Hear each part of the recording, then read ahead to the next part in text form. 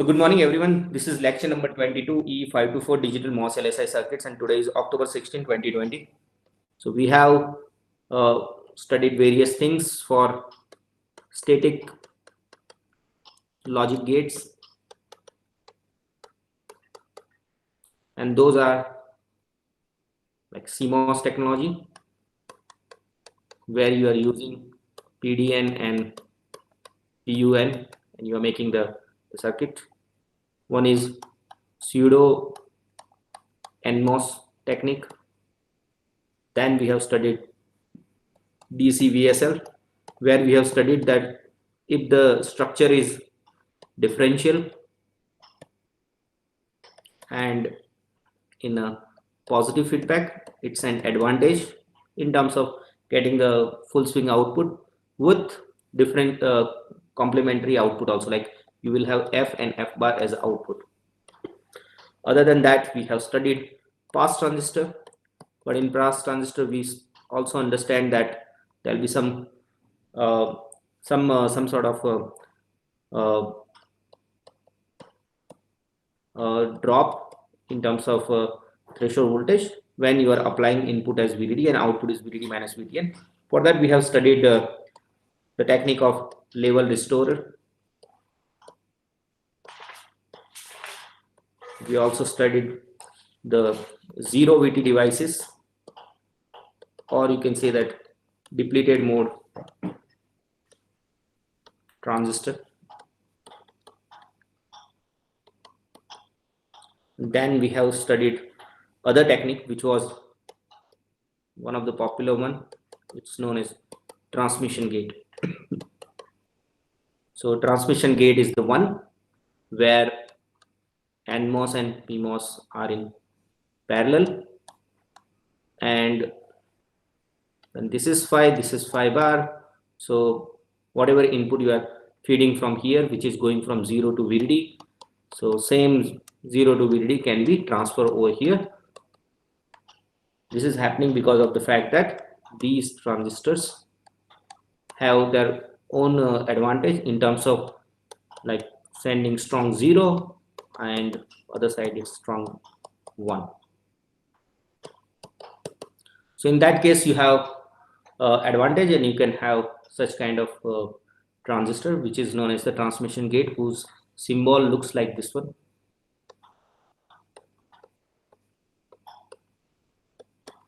Right.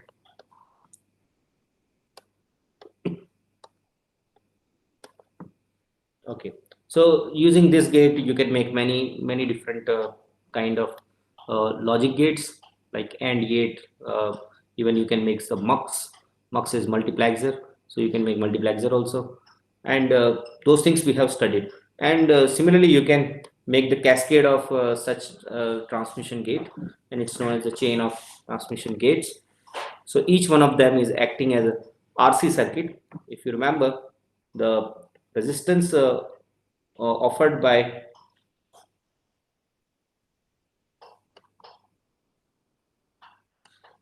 the resistance offered by NMOS transistor, it's increasing one, and PMOS is decreasing one with the minimum sizing of the transistor. When you are taking the shunt combination of NMOS transistor resistance with PMOS transistor resistance, you are going to have the characteristic look like this one. So this is the resistance which is always low, and you are going to have a better RC time constant. You can always use the Elmore delay. So this particular technique allows you to like R.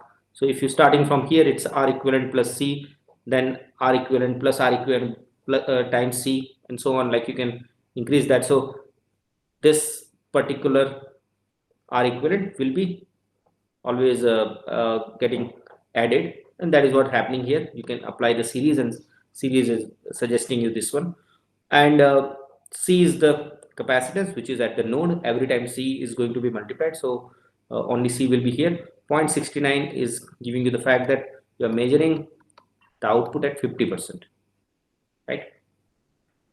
So this is what we have studied. Now this is end of the things where we were talking about static logic gates. So static logic gates are over here, and note that static logic gates are the one when there is a connection to, like you might have different circuits like PMOS and NMOS. So there is always a connection with VDD and ground, and it's always taking the current in one of the phase. So that's why those are the static one. But there is a different types of the logic gates. It's known as the dynamic, which is more appropriately used in most of the mixed signal circuits or even the digital circuits, where like this, it does not have only two inputs, but it is going to have third one also, which is clock. So whenever there is a clock, it will give the output. In rest of the time, it's not going to give the output. In that case, when the clock is low, the logic gate is not consuming any power also, and you can see that the output is only available, like if A is equal to 1, B equal to 1, but phi equal to 0, the output will not be here. So it will not consume the power when A and B both are equal to 1, but it's also depending on the clock. So it's a clock operated, and because of this clock operation, it's consume the power when the clock is high. Other time it's not consuming any power. That's why it's known as the dynamic gate. So here we can like without we can make some kind of note over here that the static CMOS logic with fan-in of N requires two N devices. If you remember the first topic of our chapter, which was static CMOS logic, where CMOS technology was used, power up and power down, it requires two N devices. A variety of approaches were presented to reduce the number of transistors required to implement. One of them was pseudo NMOS, then pass transistor logic, etc. We studied all this, and the pseudo NMOS requires N plus 1 transistor, where as a load one PMOS was connected, and rest of the things were here.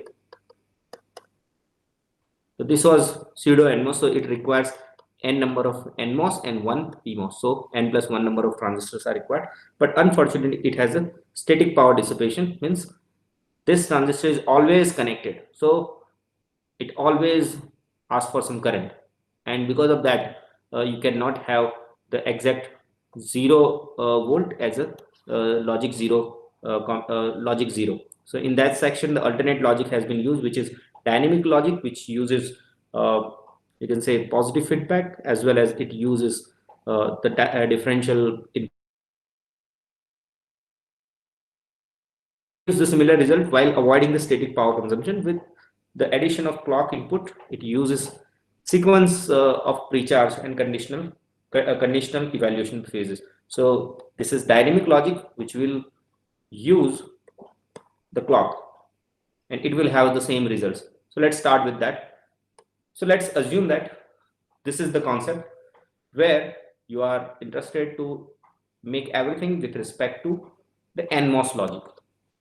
Means you have all the transistors you want to use are NMOS. So in that case, the top side, there is a clock which is operated at the transistor, which is PMOS, and here the clock which is operating NMOS. In between these two, there is a power down method. So whatever you want to make. So if you remember, we were implementing F bar. So F bar should be implemented over here so that you can have the required output. So what exactly it does, let's assume that whatever the inputs are there, they are there, but during the time when clock equal to 0, so whenever clock equal to 0, what is happening, output is equal to VDD, and this particular phase we are going to call it as pre-charge. Whenever clock is 0, this transistor gets turned on and this transistor gets turned off, right? And whatever input you are giving, it doesn't matter because there is no close path to the output, so the output is connected to only VDD. It's not going to take anything from here, right?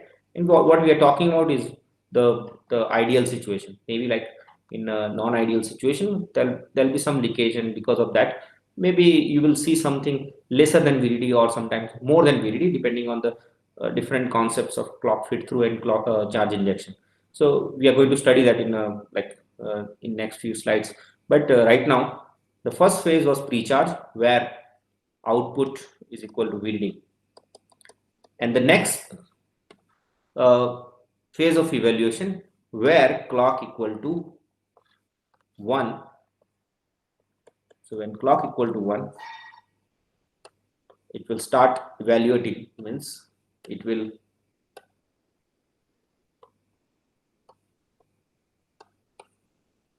so this particular transistor gets off and this particular transistor makes the connection.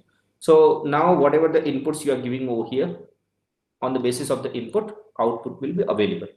Let's assume that it's, I can give you one example, that if you are making a circuit which is like this.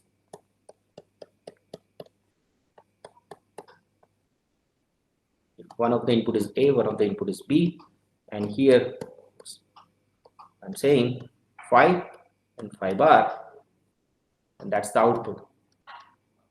So during phi bar, when it is 0, this is by the way phi.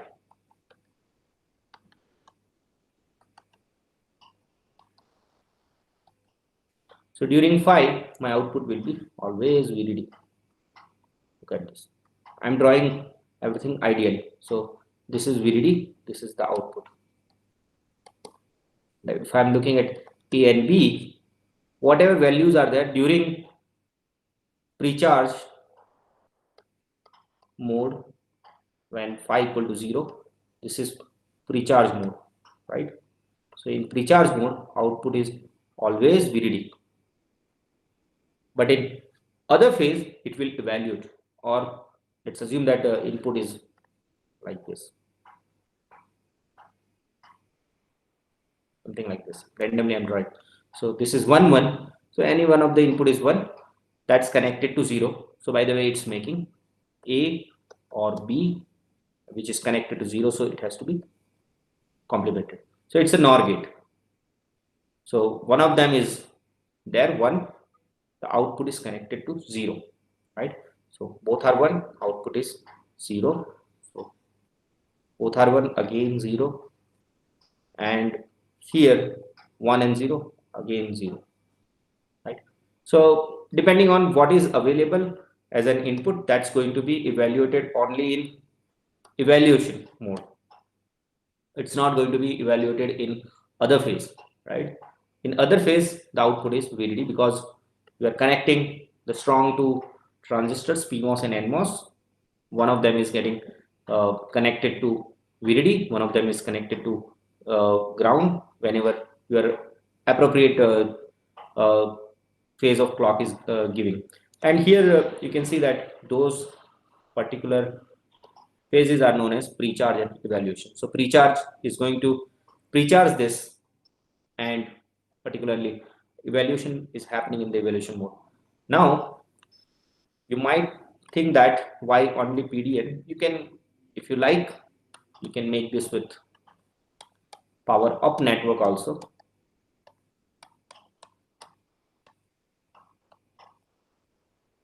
Right, so this is phi and this is phi bar,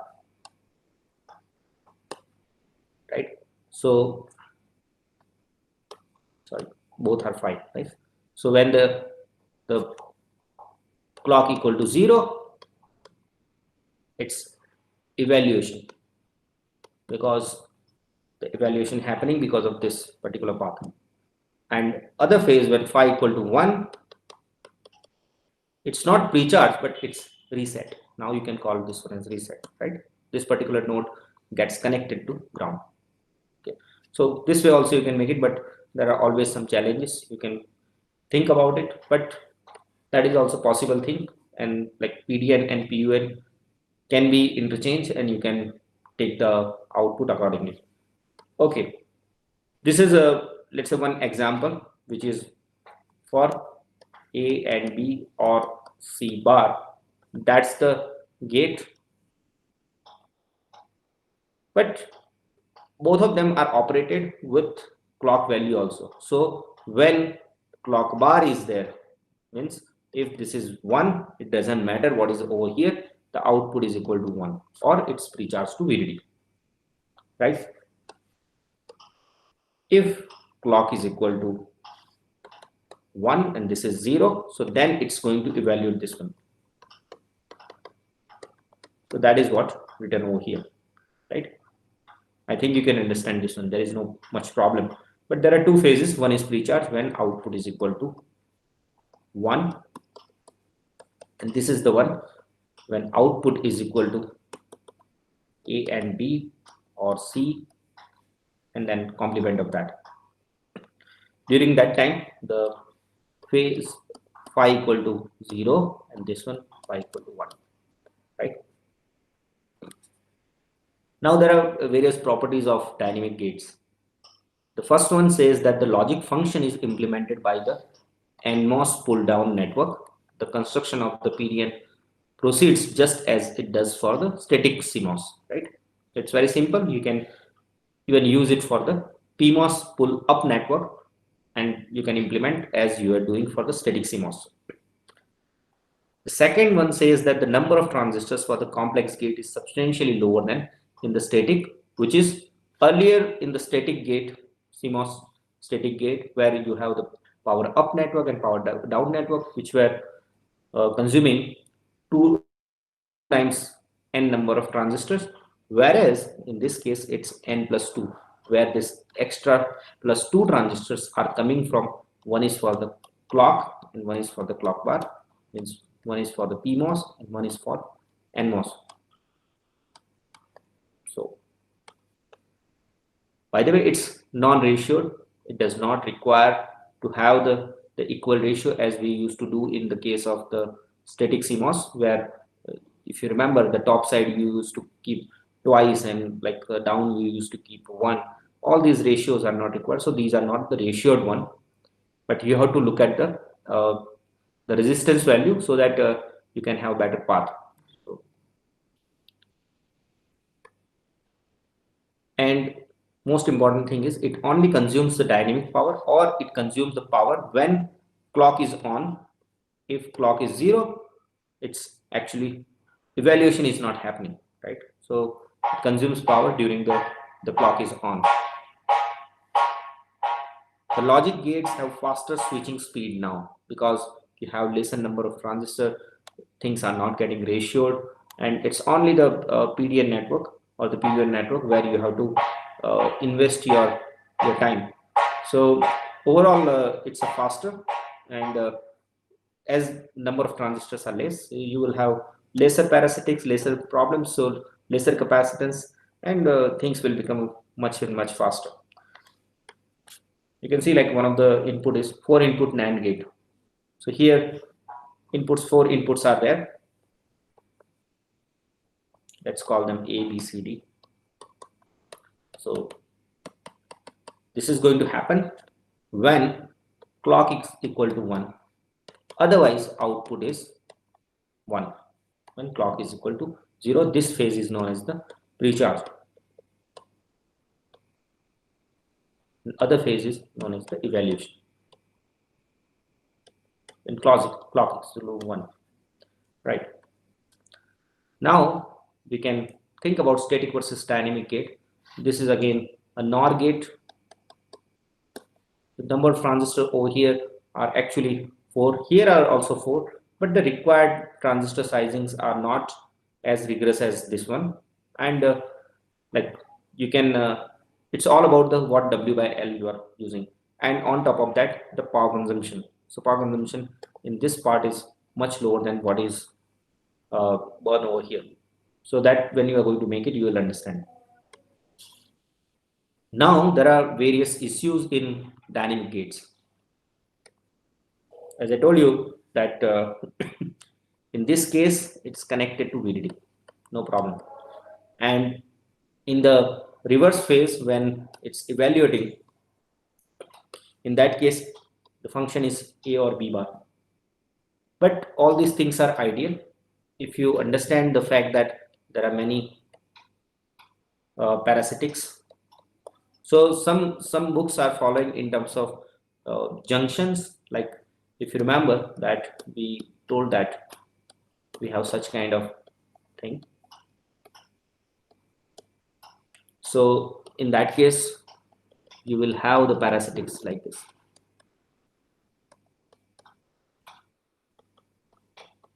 But basically they are the junction capacitance, and they are created because of the fact that they are having the PN junction, or you can say that it's a PN junction. And equivalent capacitance has been found out from the junction capacitance created by this junction, which is PN or NP or whatever way it is happening. So in that case, we need to understand that if you are precharging this particular node, at that time there are some capacitance, or you can say that junction, which is between drain and this is body. So note that body of PMOS is connected to VDD. So this is VDD of PMOS, and this is connected to ground for an NMOS. So that's why this is connected to ground. And those are the one which are giving you the capacitance. That values might be smaller, but what is happening if you follow this waveform, you can see that when clock equal to 0, I'm expecting the V out equal to VDD. So after some times, this node VDD, but it takes some time. So resistance offered by MP and multiplied by the capacitance CL, that's going to give me VDD. So after some times it reaches VDD. But when it reaches VDD,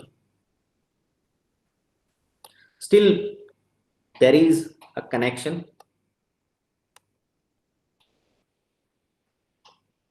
right? So still there is a reverse bias current is flowing from body to drain, and that is going to be here. So when you are connecting in the evaluation phase, when you are connecting this to ground path, at the same time what is happening, this path is also asking for the VDD. So there is a, you can say that small fight between these two. In that case, this is asking us to take this to ground, and this guy is asking for VDD. So it is not going to be VDD forever, but it's going to be reduced a bit. And then again, in the when clock is equal to 0, this is again going to be charged to VDD, and so on. So this is going to happen because of the charge leakage, because there are some capacitances and junctions which are creating a problem. Okay. So this is another technique through which you can solve such problem. Means when clock equal to 0, this is VDD, and it has to be stay VDD if it is required. So when clock equal to 0, this node is connected to VDD, right? So if this is VDD, this is 0, and this is connected to VDD. So even if there is a junction connected to body and there is a junction connected to ground, which is a body of NMOS, in any of the cases, this is having the strong connection of the PMOS transistor. Note that this is going to work when the transistor sizing of this one is higher than W by L of P-type transistor, right? Because as you are increasing the resistance, it gives the better resistance, means smaller resistance, and it will give path to the node. And there is no, you can say that there is nothing like going down, and you can stop this bleeding or the charge leakage using this technique, which is known as the static bleeder. We have used such not only the resistances which are creating a problem in terms of parasitic, capacitors are also creating a problem, which we have seen. It's related to bandwidth and other things, and there are parasitic. Talked about it because I could not prove it right now. But parasitic BJTs are suffering from the problem called latch-up. So next particular lecture, I'll explain this. So because of latch-up, it will damage the whole device, and we need to make sure that it does not make the positive feedback path. So let's move to the dynamic gates, which has some of the issues. Earlier it was the issue of leakage. Now there might be the problem of the charge sharing, because each one of the transistor has one parasitic capacitor. Let's assume that here Ca, Cb, and Cl all are the parasitic capacitance. In that case, when you precharge this to Cl VDD, because the charge is Cl VDD, and as per the charge conservation law, when you are going to make the connection in terms of evaluation part, the total charge has to be same. It cannot be changed. In that case, you can write down the equation. It's Cl times V out of T plus the Ca times VDD minus VTN, or you can say that Vx. Either of these two you can write down. VDD minus VTN or Vx, because that's the voltage you can have, because that's the current will be available here when this is 1. Look at this. This gate is connected to 1. This is connected to VDD. When there is a switch, there is a possibility also that other side you will have VDD minus VTN, right? This is happening because the fact is that this NMOS cannot transfer the whole VDD. There is some difference will be that there, and that is VDD minus VTN. So you can write down, you can keep most of the things one side, which is V out minus VDD from these two. You can find out that the ratio of Ca and Cl are going to decide how much delta V out you are going to see at the output. So instead of V out, you are going to see something other value when delta V out is less than VTN. But if it is greater than VTN, VTN is the threshold voltage. So in that case, the V out is depending on directly Ca and Cl and with respect to VDD only. So that is also known fact to us, but such things are going to be happen when you are running the simulations, that more transistors will be there, even if you are thinking that the output will be digital over here, but still some delta change will be observed, and you cannot achieve the absolute VDD or absolute ground because of all such things. Now there might be a possibility that every output has some capacitance, right? So those capacitance will create lots of problems. So you need to know the value of these capacitances. So parasitic capacitances are there, and they are going to attract some of the charge, and they will be stored over there. One needs to discharge them. If they are not discharged, then some charge will be here and things will not get at the value where you want. So generally what we do, we add one inverter at the output. So this inverter will make sure that the voltage is getting pull up to VDD or pull down to 0 as it is required. Other way around, like you can use always a bleeder circuit, which is like this, right?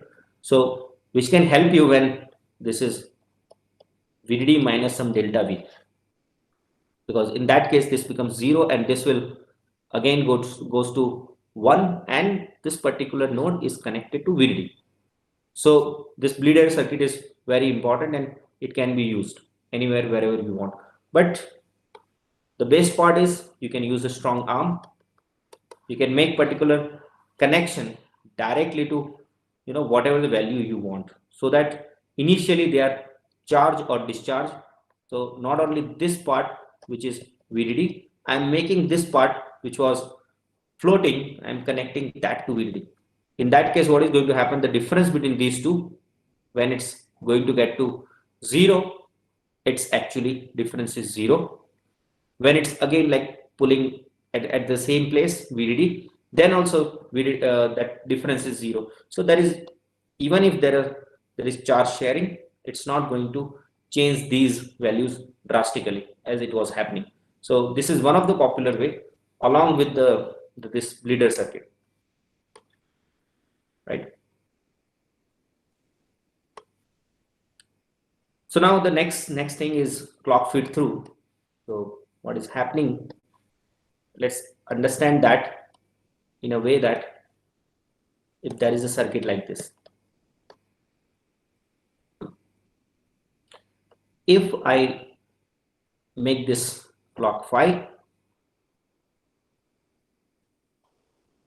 it's not only going to see one thing, that there is a connection and V out is equal to, let's say, whatever V in you are feeding here, that will be here. But what is going to happen when this phi is 1, at that time all these capacitances in parallel or in the overlap area like this. So overlap capacitances are getting activated, right? So this is CGS and this is CGD, right? These are also known as the overlap capacitances.